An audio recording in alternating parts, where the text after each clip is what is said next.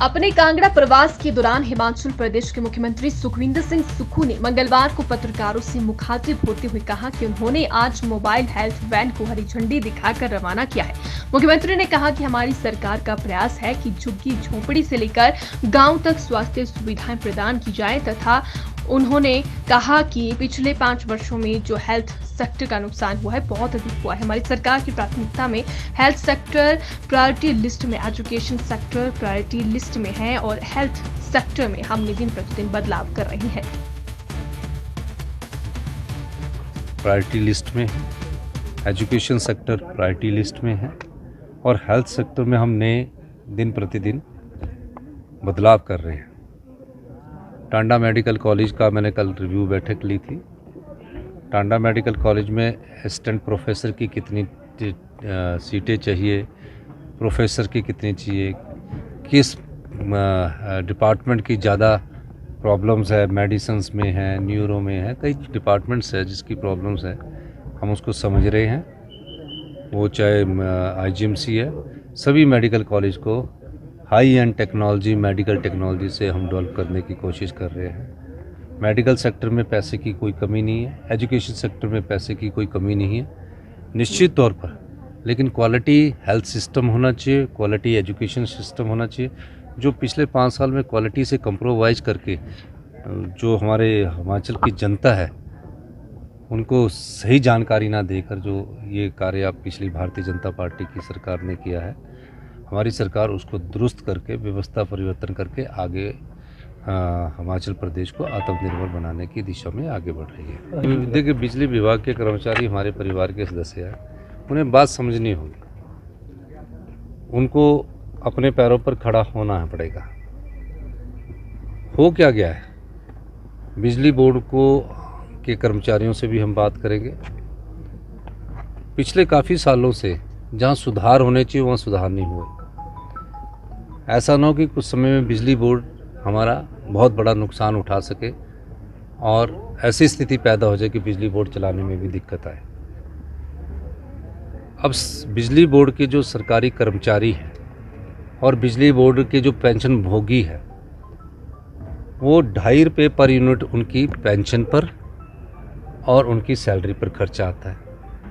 2.5 रुपये per unit पहले उनकी होगी, उसके बाद आप लोगों को हम बिजली देंगे, उसमें की जो ट्रांसमिशन होगी, जो घर का मीटर लगेगा उसके में पैसे जुड़ेंगे और उसके बाद और क्या होगा, उसके बाद क्या होगा कि उसके रेट बढ़ाने पड़ते हैं। सबसे सस्ती दरों में हम बिजली खरीदते हैं और सबसे महंगी हम बेच रहे हैं, कहीं 5 रुपये यूनिट, कहीं 7 रुपये यूनिट। तो उसको रैशनलाइजेशन और ठीक करने की ज़रूरत है। एम्प्लॉयज़ यूनियन से भी मैं बात करूँगा, उन्हीं से सुझाव मांगेंगे। अब सवाल पैदा होता है कि क्या हम बिजली बोर्ड को कैसे सामर्थ्य बना सकें। अब ग्रांट इन एड तो हम 2200 करोड़ रुपए की दे रहे हैं और रेगुलेटरी कमीशन ने भी कुछ हमें गाइडलाइंस दी है। उन्होंने कहा कि अगर बिजली बोर्ड को अपने पांव पर खड़ा करना पड़ेगा तो फैसले लेने पड़ेंगे और हम फैसले लेंगे, पर उसमें कर्मचारियों के हित की अनदेखी नहीं की जाएगी। कर्मचारियों के हित को भी सर्वोपरि रखा जाएगा। कोई राजनीति नहीं है, कोई कर्मचारियों को तंग करने का मंशा भी कोई सरकार की नहीं है, लेकिन क्या हम ग्रामीण लोगों के पास जो गांव में बैठा हुआ किसान है उसके हाथ को कब मजबूत करेंगे, उसके लिए कौन सी योजनाएं लेके आएंगे। शिक्षा के स्तर में जो गिरावट पिछली भारतीय जनता पार्टी की सरकार ने लाई, आपको मैं बताना चाहता हूं कि 5वीं के बच्चे को अगर पूछो तो दूसरी की कक्षा की किताब नहीं पढ़ सकता वो, तो क्या एजुकेशन दे रहे हैं, धोखा दे रहे हैं उन माँ बाप को कि जिनको हम गवर्नमेंट स्कूल्स में भेजकर बोल रहे कि अपने बच्चे को शिक्षा ग्रहण करने के लिए भेजें।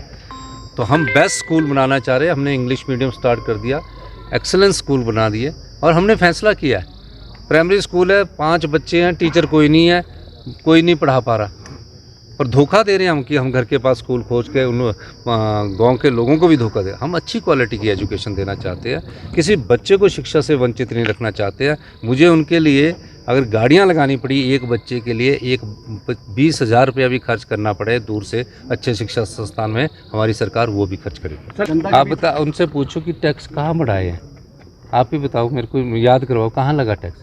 सर वो कह रहे हैं कि हर चीज़ पे टैक्स बढ़ाया जा रहा है। नहीं, वो अब मैं, आप पत्रकार है ना, आप भी को ये पूछना चाहिए कि मुझे तो पूछो ना कि किसमें टैक्स बढ़ाया है, तो बताओ यार भाई। सर हमने रिफॉर्म्स कर रहे हैं, उनको हमारी व्यवस्था परिवर्तन से परेशानी हो रही, क्योंकि अपने आप तो किया नहीं कुछ। रूटीन में 5 साल रहे और 5 साल बाद उन्होंने सोचा कि दोबारा आएंगे, तब उन्होंने 5,000 करोड़ की रेवड़ियाँ मार दी। हम तो व्यवस्था परिवर्तन से आत्मनिर्भर हिमाचल की तो और जा रहे हैं, और इसमें कोई नहीं। कोई टैक्स बढ़ाया तो बताइए मुझे। हाँ जी। नहीं, जिस दिन मैं गया उस दिन सभी मिनिस्टर अपनी विधानसभा क्षेत्र की अपनी पंचायतों में थे। वो प्रोग्राम की सरकार गांव के द्वार कार्यक्रम की शुरुआत हो चुकी है, पहले भी हुआ था, लेकिन राजनीतिक अनिश्चितता आ गई थी। राजनीतिक अनिश्चितता के कारण उसको थोड़ा पोस्टपोन करना पड़ा। अब गांव में जाने का मकसद वहाँ के दर्द को, हम खुद गांव के लोग हैं, तो निश्चित तौर पर मैं जब घोड़दौड़ पार्क गया तो बहुत अच्छा अनुभव हुआ। मैं एक परिवार में घर में रहा, उनके घर का लोकल का खाना खाया, साथ ही उनके सब लोगों से भी मिला। पशु भी बंधे हुए थे साथ, लेकिन गांव के माहौल में रहकर कौन सी योजना लानी है उस दृष्टि से हमने उसको विचार किया। और मेरा मानना है कि वहाँ जल्दी ही, जिस तरह मैं स्पीति गया था और वहाँ हमने पहला हिमाचल डे बनाया था, तो वहाँ योजना लाने की थी, बिजली की शॉर्टेज थी, और मैंने जब वहाँ डायरेक्शन दी तो आज 2 मेगावाट का वहाँ सोलर पावर प्रोजेक्ट लग रहा है। स्पीति में बिजली की प्रॉब्लम नहीं रहेगी, नहीं तो ट्रांसमिशन में ही लॉस हो जाता है। तो इसलिए वहाँ भी हमने डायरेक्शन दी है, रोड्स की डायरेक्शन दी है। और उसके बाद फिर मैं सारी जगह और भी जगह जा रहा हूँ, और आने वाले समय में कांगड़ा के भी काफ़ी ज़िलों में हम जाने शुरू किया है। कौन सा सेंटर का पैसा है ये तो ये मेरे को समझ नहीं आ रहा। कहीं कौन सा सेंटर का पैसा है? कोई खराब थोड़ी है, ये हमारे अधिकार है। कौन सा पैसा दिया? कोई आपदा का पैसा आपने नहीं दिया, तो सेंटर का पैसा कहाँ है? पीडीए ने जो 9300 करोड़ है उसको आपने नहीं दिया। जो बेचारे सरकारी कर्मचारी है और अधिकारी है उनके एनपीएस का 9200 करोड़ आपने दबा रखा है। ये कोई पैसा नहीं, यह हमने अपने संसाधन जो हमारी संपदा है उससे हम अपने लोगों को कर रहे। हमने 4 दिन पहले तनख्वाह दे दी, किसी ने नहीं चलाया, और हमने 4 दिन लेट की तो पूरे हिंदुस्तान के मीडिया में चले कि हिमाचल प्रदेश में इतना बुरा हाल है कि वो पे देने की नहीं है। बोर्ड और कॉरपोरेशन से लग गए, ये भी समझना। हमने 3 करोड़ रुपया जो जनता का पैसा है पर मंथ, जो 2000 करोड़ रुपए की सैलरी है, मैं आपको इसलिए भी बताना चाहता हूँ क्योंकि मैं जनता की डोमेन में लाना चाहता हूँ जो चीज़ें में, जैसे कि 1200 करोड़ रुपया सरकारी कर्मचारी और अधिकारियों की पे बनती है, 800 करोड़ रुपया पेंशन बनती है, 1,70,000 कर्मचारी, तो 2000 करोड़ हो गया। तो 2000 करोड़ पर आरबीआई के साथ हमारी ट्रेजरी जुड़ी होती है। 2000 करोड़ पर 7.5% का इंटरेस्ट लगता है, और 3.5 करोड़ रुपया वो इंटरेस्ट का हम सैलरी और पेंशन पर देते थे। उसको रेगुलेट किया, फिस्कल डिसिप्लिन किया, वित्तीय जो अनुशासन है उसको लाने की कोशिश की, और हमने कहा कि 1 की जगह 5 को और पेंशन 9 को मिलेगी। पूरे हिंदुस्तान में देश के बड़े से बड़े नेताओं ने इस पर चर्चा की। नड्डा जी ने भी यहाँ की बहुत बड़ी बात, अच्छी बात है। अगर वो आरबीआई वालों से पूछ लेते फाइनेंस की हमारी ट्रेजरी के क्या हाल है। मैं फिर आपको कह रहा हूँ, 2 साल बाद अब हिमाचल प्रदेश आत्मनिर्भर होगा और 32वें हिंदुस्तान का सबसे समृद्धशाली और अमीर राज्य बनेगा। हम जयराम ठाकुर जी की तरह सत्ता सुख भोगने के लिए नहीं आए कि हम सत्ता में आ गए, 5 साल बाद जनता फिर चेंज कर दें। हम व्यवस्था परिवर्तन करने के लिए आए और व्यवस्था परिवर्तन हो रहा है।